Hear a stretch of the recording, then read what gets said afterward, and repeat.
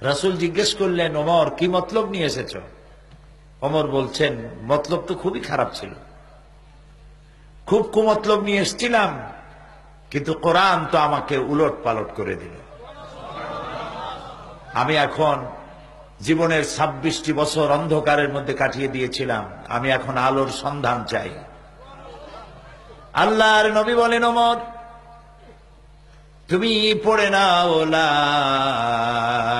ইলাহা ইল্লাল্লাহু মুহাম্মাদুর রাসূলুল্লাহ।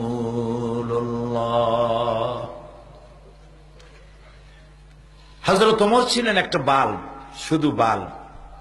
এখন একটা বাল্ব 1000 পাওয়ারের যদি হয়, সে কোনো ফায়দা দিতে পারবে না।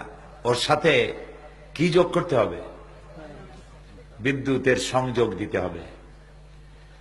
হযরত ওমর ছিলেন লক্ষ কোটি পাওয়ারের একটা বাল্ব।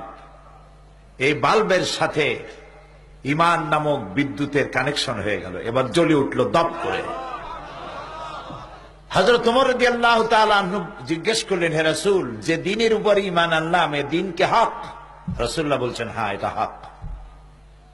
যে আল্লাহর উপরে অদেখা আল্লাহরে বিশ্বাস করলাম, যারে আমিও দেখিনি, আমার বাপেও দেখে নেই, আল্লাহ কি হক? রাসূলুল্লাহ বললেন, হক। হে রাসূল, আপনার উপরে যে আখিরি জামানার নবী হিসেবে বিশ্বাস করলাম, আপনি কি হক? রাসূলুল্লাহ বললেন, আমি নবী হক। হযরত ওমর বললেন, আল্লাহ হক, কোরআন হক, দ্বীন হক, নবী হক, তাহলে ইসলামের দাওয়াত এই গোপনে কেন? আপনি আমাকে হুকুম করুন, এ দাওয়াত আমি কাবার সামনে গিয়ে দাঁড়ায় দেব। রাসূলুল্লাহ হুকুম করলেন, হযরত ওমর কাবার সামনে আসলেন।